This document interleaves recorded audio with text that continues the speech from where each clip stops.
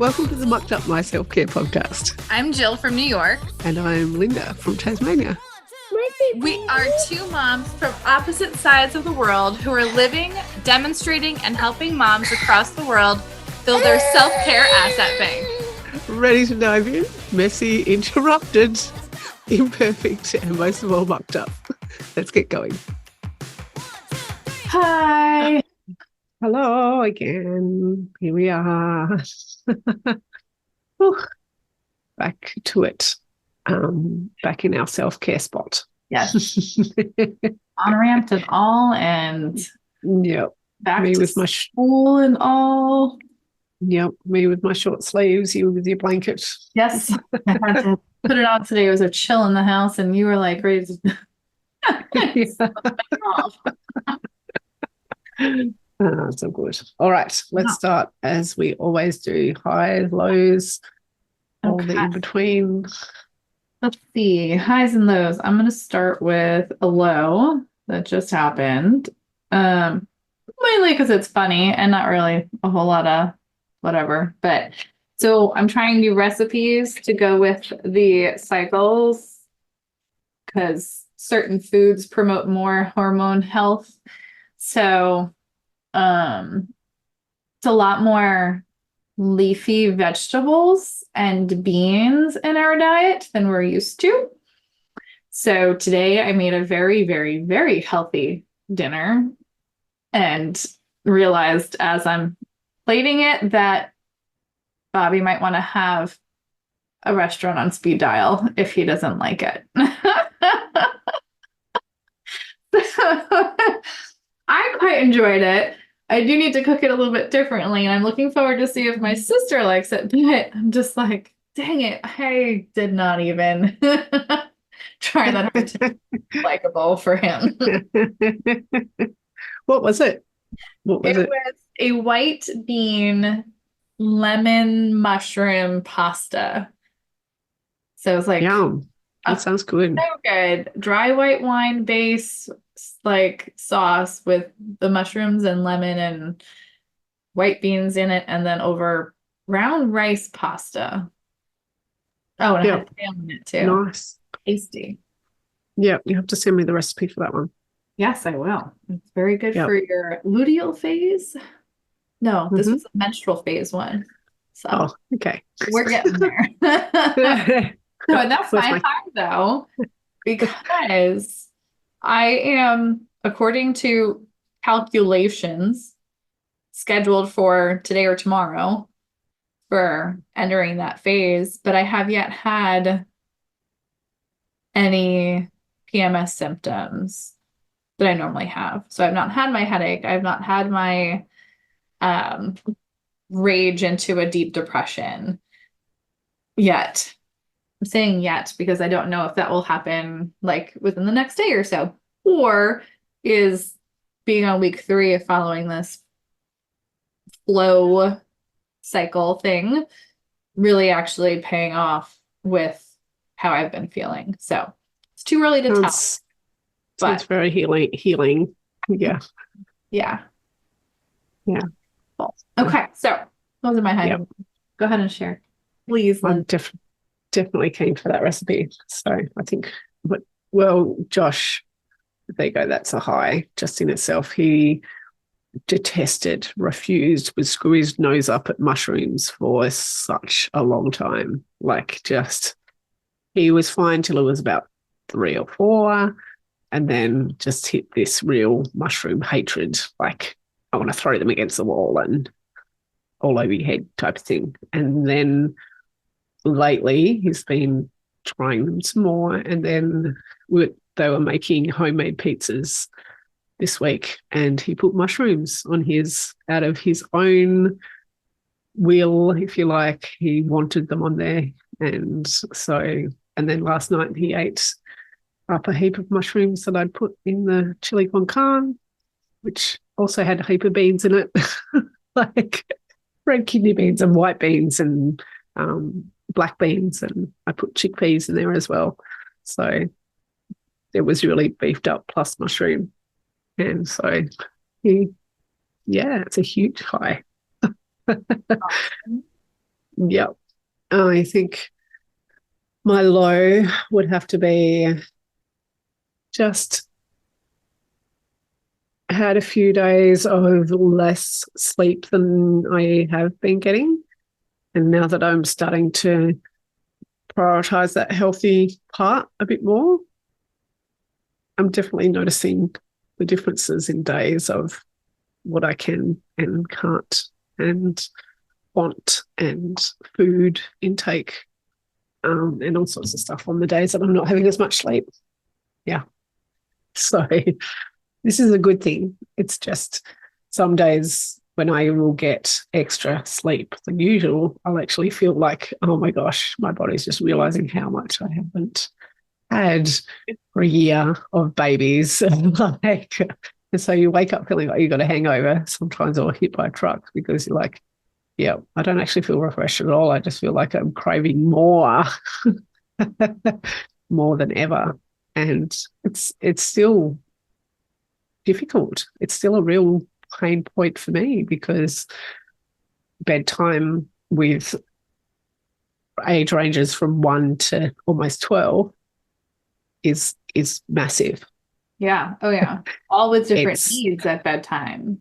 it's so many different needs, and Quinn can go down between 6 and 7, but then last night it was between 8 and 9 because I went out to the gym. So it's such, and the nights that he does go down later, that then makes the next day more difficult. And sleep is so important for a lot of where how they need to grow and how I need to heal and how I need to get refreshed and everything like that. And so starting bedtime literally sometimes at 5:30 and then Josh finally putting the book down and switching out the light at 10 p.m. It's a long, and not all of that time is spent putting them to bed, but that time still feels like I can't fully focus on going to sleep myself or doing something for myself or like self-care. It's a whole other half of a day that you just Yeah. spent on Mm-hmm. bedtime routines for 5 different people, Yeah.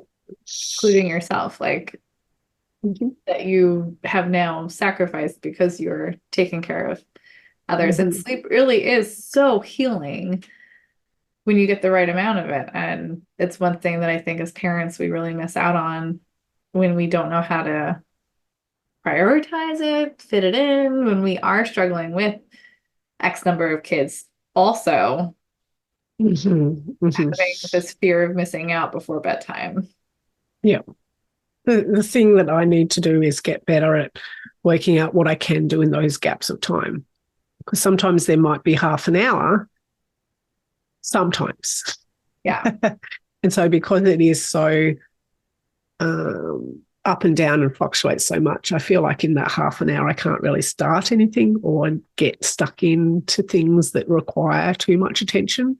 Because then when someone comes in and starts talking and blah, blah, blah, blah, blah, blah, blah, blah, blah, and then someone else comes in, sometimes it feels like 10 seconds later and they're like blah, blah, blah, blah, blah, blah, blah, blah, blah. I get short and sharp and I'm frustrated because I'm like, I'm just trying to write this email or I'm just trying to look at my day tomorrow or like anything. But then at the same time, I don't just want to sit there and wait for them to brush their teeth for half an hour either. That's a bad example, but sometimes that's literally if I just sat, and maybe this is a lot of my in my head talk, but if I actually just didn't, I want to utilize my time well. Yes, I can hear my own answer in my head. Don't worry. Yeah, don't worry. Mm-hmm. Yeah. Well, having a toddler who, I mean, he's potty trained, but he really enjoys having someone with him in the toilet, like in the bathroom. He cannot Same. Can you come up? Watch me, yeah. Mum. Yeah, watch me. Yep. Mm-hmm. That's stolen from us, which is fine. But then I'm like, okay, I just start doing something that is portable. So if I'm in the middle of reading, it's usually when I'm in the middle of reading a devotional. So I'll just bring my Bible with me. Or now I can grab my Rocket book and bring it in with me and keep working on something because at least it's waterproof, you know? Like Yeah. Yep. Yep. Mm-hmm. the Mm-hmm. rest on the Except, bathroom counter. yeah. But you do. You try to use your time well, or you think you're using your time well, but you probably could get it done like they would. They Yes. At the same time, I feel really depleted if I'm like, right, okay, I'm just not going to do anything for the evening. For me, I'm just going to concentrate on bedtime and dinner time. And it still takes just as long.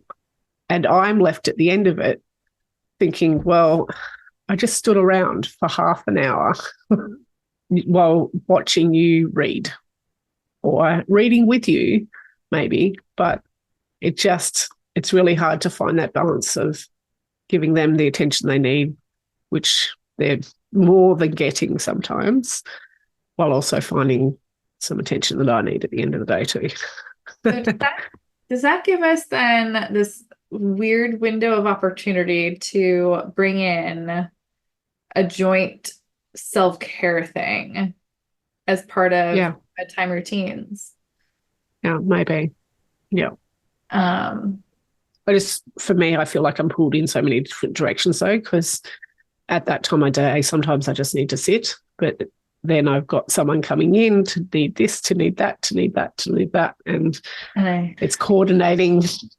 it's like to corral all four Yep. and be like, okay, let's do something together that's wind down kind of something because they're not gonna do that. It's a lot easier said than done. And together wind down, it's really not the ages for that. It ends up everybody jumping on the bed and climbing walls and doing handstands, and it And just holes in the it's wall or yeah, and it then falls just off the bed. mm-hmm. I've tried. I Oh, have tried. And it's so I guess for me, I have to then coordinate, well, okay, Josh is going to read for the next half an hour while I do bedtime with Quinn or Sigrid or Alex, and he's going to do that. And then, like me, he gets stuck into that. And so then when it comes time for him to try and wrap it up, that's that period of time where I'm like, well, I'll just start this quick task. hmm. And so because I'm doing that and he's tired, so then he's not wrapping up. Yeah. And yeah, it takes a lot of my day. A lot. Anyway, yes, self care and bedtime. So I feel like this episode should be like, maybe we need to go in that direction of self care and bedtime routines. Yeah. Are you doing, I'm gonna, before we really like, well, to close this last, I don't know, forget what I'm saying, but do you do some stretches now that you are so focused on fitness with your health at the moment? Are you incorporating stretches into your bedtime routine? A lot of the time, yeah. Okay. Yeah, I am. Because I Yeah. found like when I do my stretches before bed, I set myself up for such a better sleep. Mm-hmm. Restful. Yeah. I've started tracking with my watch my sleep now, and I'm trying to keep an idea of when I have the most restful sleep, as what it Yeah. calls it or something. I don't even know. So Mm-hmm. What concerns me with tracking it on the watch is the stand hours. You know how it's got the stand hours on it? And sometimes at 6 a.m. it tells me that I've had 6 hours of standing already in the day. Like, because I might have had to get up to someone in my sleep, half sleep. And I'm like, I was up every hour at least. Like, so. Or I sleepwalk, maybe. And I just don't realize them. Yeah. well, I guess maybe if you're getting some steps at those hours too, maybe you are. No, I'm not. And this comes back to the discussion we just had for Clubhouse as well. So we were talking about what is self-care. And I think this is something that's preached to us. I think you said that was something that's often preached to us, but we're often preached about how much sleep we should have. As, what is it, 8 hours now? 8.5 hours minimum. Yeah. I don't get 8 hours most nights. Do you? I get, No. my max is 7.5 hours. That's my max. Most nights it's 5.5 to 6.5. Yep. That's about my, last night was not even that. Last night was 4.5. Those are my anxious mornings. Yeah. Yep. So it's just really interesting to think about what we're sold. And so then when we come under that, it only increases anxiety. Mm-hmm. It doesn't promote self-care. And then I think for me also, I'm worried about how much sleep my kids are getting or not getting, if they have a late night, if they have an anxious morning, all of those sort of things as well. So, yep. And then for us, I've noticed that Declan's sleeping in later instead of waking up at his normal time. And I know he has a wake up routine. And if he's not like awake enough in his time, he's going to give me a fight leaving the house for school. So that time routine, we stretch it out because he just fights that too. So it's like an hour-long process, which I'm totally fine with because I've shifted so much to be more accommodating for myself on certain days and Bobby on other days. So we have a lighter lift than you do right now with just the one child. So that's not a pain point for us, but now the pain point is becoming the mornings, and it's like concerning because I know he's going to bed later and I want him to get his full night's sleep, but I also know we have places to be at certain times for both of us. And like, I don't want to mess that up either. And the natural rhythm, like our circadian rhythm, is that we sleep longer in winter, like mammals do. And then in summer, we have less need for sleep as well. So maybe that's just also what's happening naturally. Yeah. It doesn't change the fact that school still starts at the same time all year, every year, like every day through the year. Yep. Oh no. They missed the memo. They might have to listen to this episode. Right. And the time change needs to stop too. So yeah. Exactly. So yeah. Well, yeah. Actually, my calendar just told me it's Declan's bedtime. Oh, interesting. Such a great way to wrap up our chat. Enjoy your sleep. I hope he goes to sleep well for you. And you have a great rest of your day. And indeed. Everyone listening, hope you enjoyed this episode. Yeah. Thank you so much, Jill. Until next week. We hope you can unstuck your milk. Bye.